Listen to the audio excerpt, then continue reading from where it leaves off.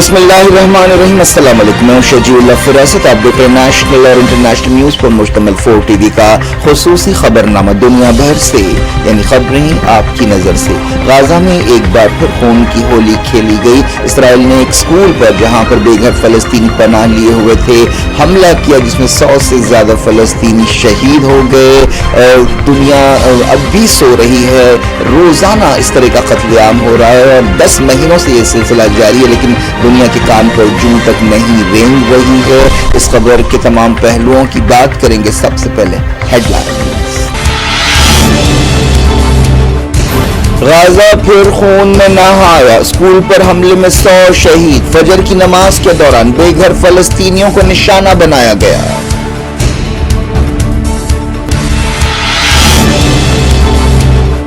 हमले के मकाम पर दर्दनाक मंजर। मलबे से लाशें निकलने का सिलसिला जारी। दुनिया का ज़मीर कब जागेगा? ईरान और सऊदी अरब ने की मजम्मत। इजिप्ट ने कहा इसराइल जंग रोकने का इरादा नहीं रखता।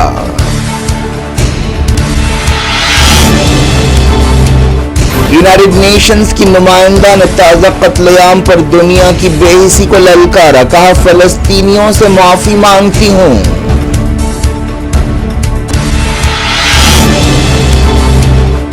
फलस्तीनी तंजीमों ने की अत्ताबीन स्कूल पर हमले की मजम्मत। कहा नस्ल कुशी का एक और सबूत है।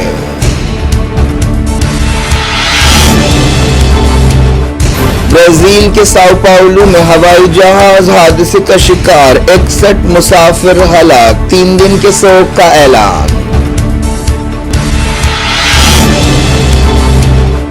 बांग्लादेश में शेख हसीना के वफादार चीफ जस्टिस ने इस्तीफा दे दिया। एटीएम्स खाली हो गए।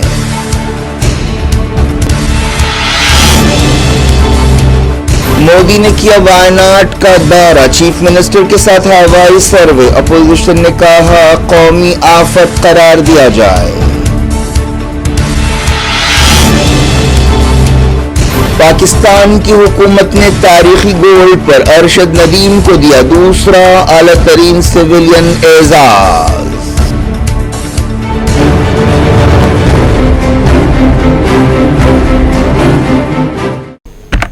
हेडलाइंस आपने देखी। अब खबरों की तफसील। सबसे पहले बात फलस्तीन और गाजा की। गाजा में एक स्कूल में पनाह लेने वाले बेघर फलस्तीनियों पर इसराइली फौज के जालिमाना हमले में 100 से ज्यादा फलस्तीनी जाँ बहक हो गए। फलस्तीन की वफा न्यूज एजेंसी ने बताया कि दर्जनों लोग जख्मी भी हुए।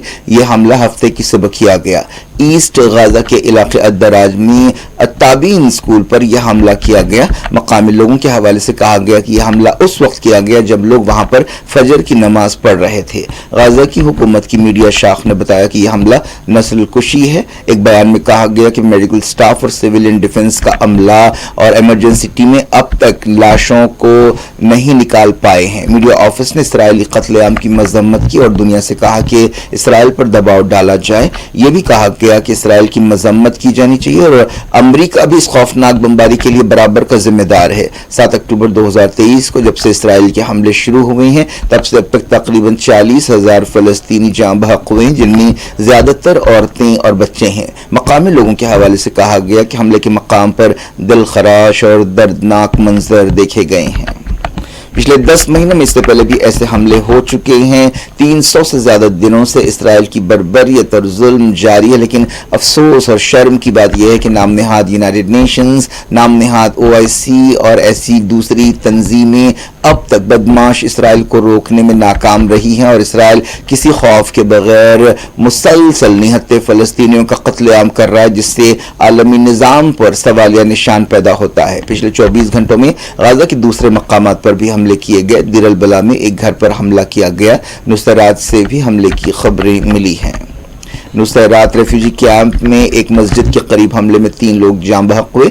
जबालिया रेफ्यूजी कैंप में भी एक मकान को निशाना बनाया गया।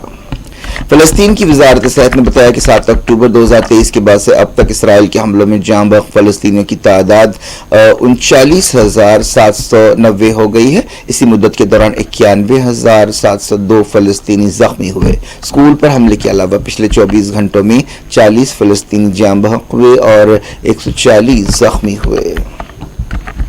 ایران، سعودی عرب اور دوسرے ملکوں نے غزہ کے اسکول پر حملے کی مذمت کی ہے۔ ایرانی وزارت خارجہ کے ترجمان ناصر کنانی نے کہا کہ یہ حملہ انسانیت کے خلاف جرم ہے اور نسل کشی کی مثال ہے۔ انہوں نے کہا کہ اسرائیل نے ایک بار پھر ثابت کر دیا کہ وہ کسی عالمی قانون یا اخلاقی اصول کو نہیں مانتا۔ ناصر کنانی نے کہا کہ اسرائیل کو روکنے کا ایک ہی طریقہ ہے، وہ یہ ہے کہ تمام مسلم ملک عملی طور پر اور ٹھوس طریقے سے فلسطینیوں کا ساتھ دیں۔ انہوں نے انٹرنیشنل کمیونٹی کی طرف سے بھی فوری کارروائی کا مطالبہ کیا اور کہا کہ اسرائیلی کارروائیوں کی وجہ سے عالمی امن و سلامتی کو خطرہ پیدا ہو گیا ہے۔ سعودی عرب نے کہا کہ غزہ میں غیر معمولی انسانی تباہی ہو رہی ہے، اس کی وجہ عالمی قانون کی سنگین خلاف ورزیاں ہیں۔ سعودی عرب کی وزارت خارجہ نے اسکول پر اسرائیل کے تازہ حملے کی مذمت کرتے ہوئے یہ بات کہی۔ ایجپٹ نے اسکول پر حملے کی مذمت کی اور کہا کہ ایسا معلوم ہوتا ہے کہ اسرائیل کا جنگ روکنے کا کوئی ارادہ نہیں ہے۔ ایجپٹ کی وزارت خارجہ نے ایک بیان میں کہا کہ اسرائیل بار بار نہتے سویلینز کے خلاف بڑے پیمانے پر جرم کر رہا ہے۔ ایسے حملے عالمی قانون کی بے عزتی کو ظاہر کرتے ہیں۔ قطر اور امریکہ کے ساتھ ایجپٹ 15 اگست کو بات چیت کے نئے دور کی تیاری کر رہا تھا۔ جارڈن نے کہا کہ اسکول پر حملہ عالمی قانون کی خلاف ورزی ہے اور یہ تمام انسانی قدروں کے بھی خلاف ہے۔ جارڈن کی وزارت خارجہ نے ایک بیان میں کہا کہ اسرائیلی جارحیت کو روکنے کے لیے کوئی فیصلہ کن عالمی کارروائی نہ ہونے کی وجہ سے وہ مسلسل جارحیت کر رہا ہے اور اس کے نتیجے میں ایسی ہلاکتیں اور ایسی انسانی تباہی ہو رہی ہے جس کی کوئی مثال نہیں ملتی۔ یونائیٹڈ نیشنز کی نمائندہ فرانسسکا البنیز نے ایک بیان جاری کرتے ہوئے غزہ میں خون ریزی پر دنیا کی بے حسی کو نشانہ بنایا۔ انہوں نے ایکس پر ایک پوسٹ میں لکھا کہ اسرائیل نسل کشی کر رہا ہے، ایک کے بعد ایک علاقوں کو نشانہ بنا رہا ہے، ایک کے بعد ایک ہاسپٹلز کو، ایک کے بعد ایک سکولز کو، ایک کے بعد ایک ریفیوجی کیمپس کو اور سیف زونز کو نشانہ بنا رہا ہے۔ فلسطین سے متعلق یونائیٹڈ نیشنز کی نمائندہ نے کہا کہ وہ فلسطینیوں کی حفاظت کرنے میں ناکامی کے لیے معافی مانگتی ہیں۔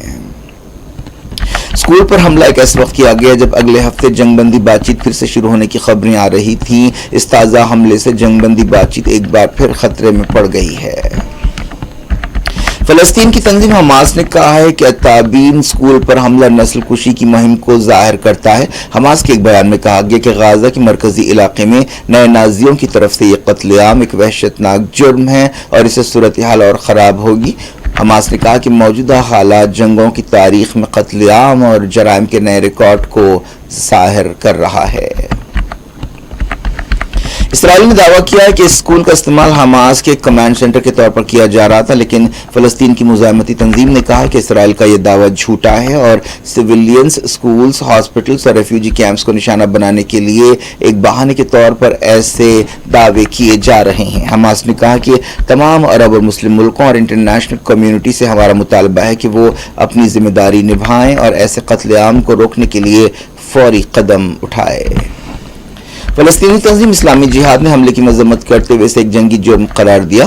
فتح تنظیم نے کہا کہ یہ حملہ اسرائیل کی دہشت گردی اور جرم کی انتہا ہے۔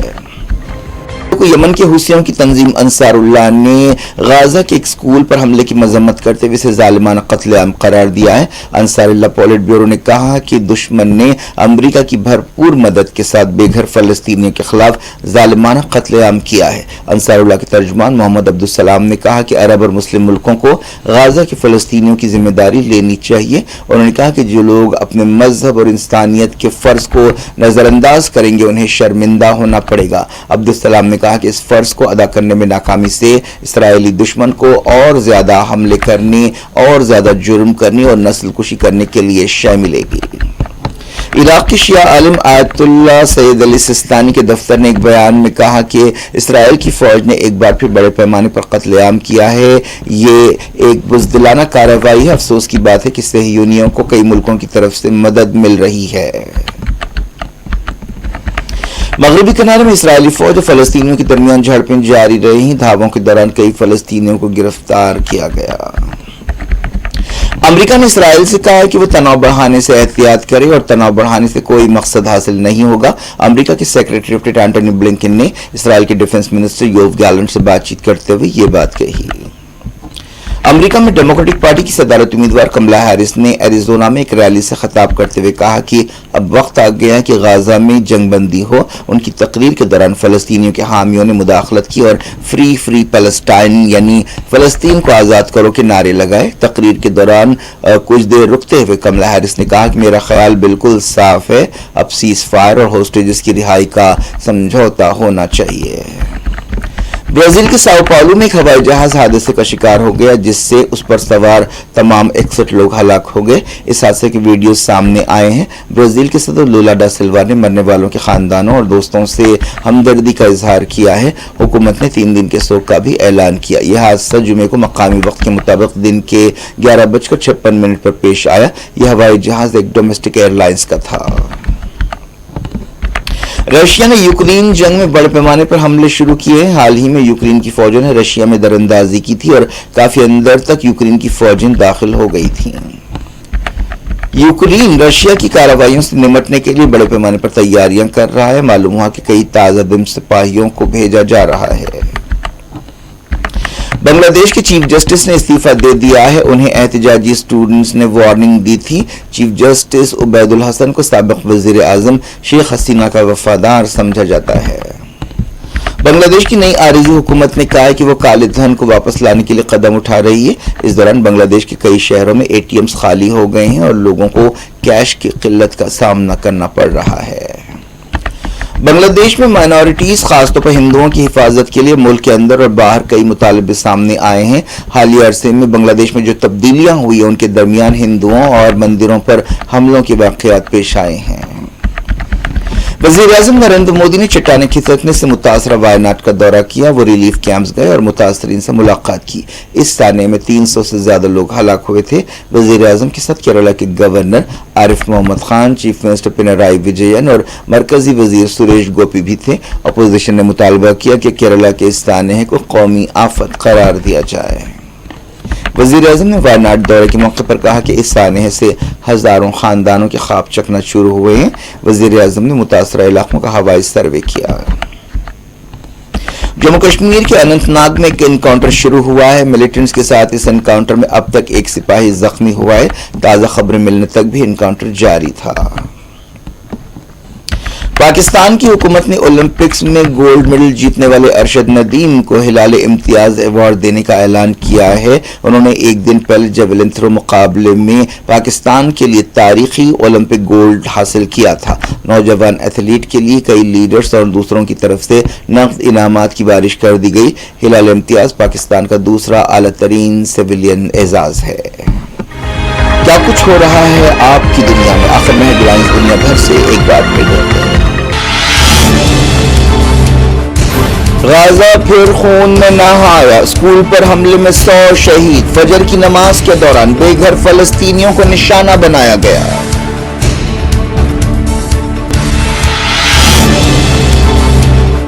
حملے کے مقام پر دردناک منظر، ملبے سے لاشیں نکلنے کا سلسلہ جاری۔ دنیا کا ضمیر کب جاگے گا؟ ایران اور سعودی عرب نے کی مذمت۔ ایجپٹ نے کہا اسرائیل جنگ روکنے کا ارادہ نہیں رکھتا۔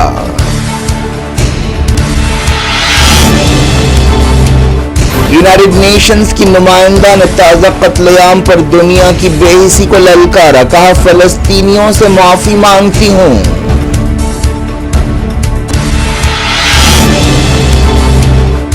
فلسطینی تنظیموں نے کی التابین اسکول پر حملے کی مذمت، کہا نسل کشی کا ایک اور ثبوت ہے۔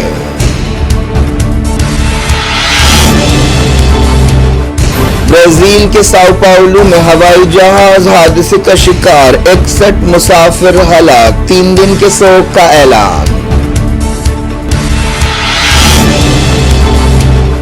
بنگلہ دیش میں شیخ حسینہ کے وفادار چیف جسٹس نے استعفیٰ دے دیا، ATMs خالی ہو گئے۔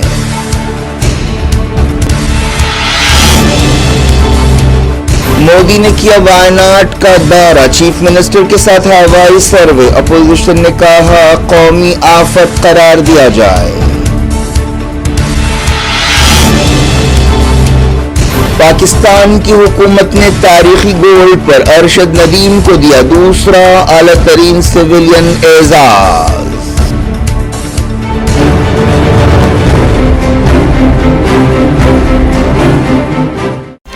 یہ تھی آج کی خبریں۔ شجیع اللہ فراست کو دیں اجازت اور اپنا بے حد خیال رکھیں۔